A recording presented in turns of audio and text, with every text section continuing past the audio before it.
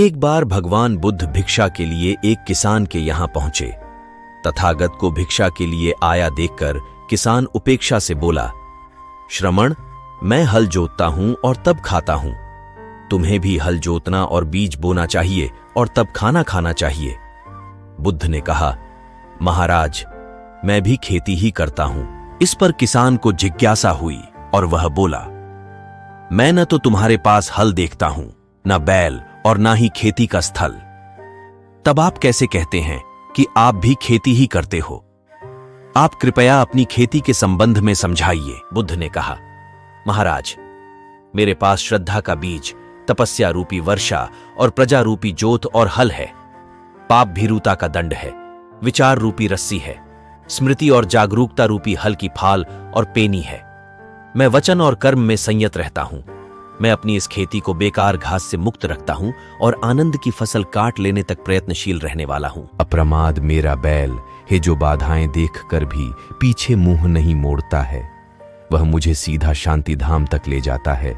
इस प्रकार मैं अमृत की खेती करता हूं। एक बार भगवान बुद्ध अपने अनुयायियों के साथ किसी गांव में उपदेश देने जा रहे थे। उस गांव से पूर्व ही मार्ग में उन लोगों को जगह जगह बहुत सारे गड्ढे खुदे हुए मिले। बुद्ध के एक शिष्य ने उन गड्ढों को देखकर जिज्ञासा प्रकट की, आखिर इस तरह गड्ढे का खुदे होने का तात्पर्य क्या है? बुद्ध बोले, पानी की तलाश में किसी व्यक्ति ने इतने गड्ढे खोदे हैं।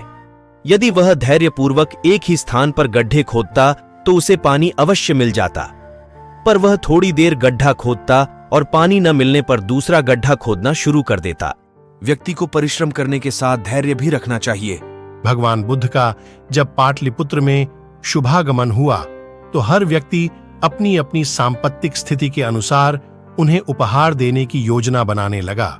राजा बिंबिसार ने भी कीमती हीरे, मोती और रत्न उन्हें पेश किए। बुद्ध देव ने सबको एक हाथ से सहर्ष स्वीकार किया।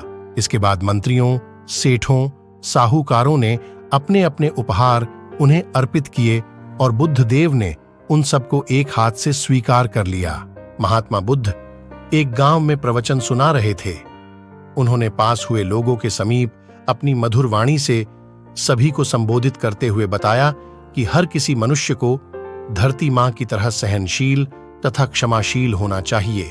क्रोध मानव का ऐसा शत्रु है जो दूसरों को तो हानि पहुंचाएगा, साथ में खुद भी उससे नहीं बच पाएगा। इसलिए क्रोध, ईर्ष्या मानव की सबसे बड़े शत्रु है। सभा में सभी लोग शांति से उनकी बात को ध्यानपूर्वक सुन रहे थे। तभी वहां उस सभा में एक अति क्रोधी व्यक्ति भी उपस्थित था। ये सब बातें कोई मायने नहीं रखती असल जिंदगी में। कहानी सुनाना बंद करो, धूर्त महात्मा, और जहां से आए हो वहीं चले जाओ। ऐसे कठोर वचन सुनकर भी महात्मा जी ने उस क्रोधी पुरुष का कोई विरोध नहीं किया और न ही उसकी बातों पर कोई भी प्रतिक्रिया दी। वह शांत रहे और अपना काम करते रहे, जिससे वह पुरुष और भी क्रोधित हो गया। उसकी समझ नहीं आया वह क्या करे। तब उस पुरुष ने महात्मा जी के मुंह पर थूक कर चला गया। अगले दिन जब उस व्यक्ति का क्रोध शांत हुआ और उसे अपनी गलती का पछतावा हुआ, तब वह आत्मग्लानि में जलने लगा और फिर उसने सोचा कि उस महात्मा से मुझे माफी मांगनी चाहिए। वह महात्मा जी की खोज में उसी स्थान पर गया जहां महात्मा जी कल प्रवचन दे रहे थे। लेकिन महात्मा जी वहां कहां मिलने वाले थे? वह तो अपने शिष्यों के साथ अन्य किसी गांव की यात्रा पर निकल पड़े। वह पुरुष सब लोगों से महात्मा जी के बारे में पूछता उस स्थान पर पहुंच गया जहां की महात्मा जी प्रवचन कर रहे थे। तब उस पुरुष को महात्मा जी के शिष्यों ने उसे उनके पास जाने से रोका, लेकिन महात्मा जी ने अपने शिष्यों को आदेश दिया कि आने दें उस पुरुष को। तब वह पुरुष महात्मा जी के चरणों पर गिर गया, उनसे बोला, मुझे क्षमा कीजिए महाराज।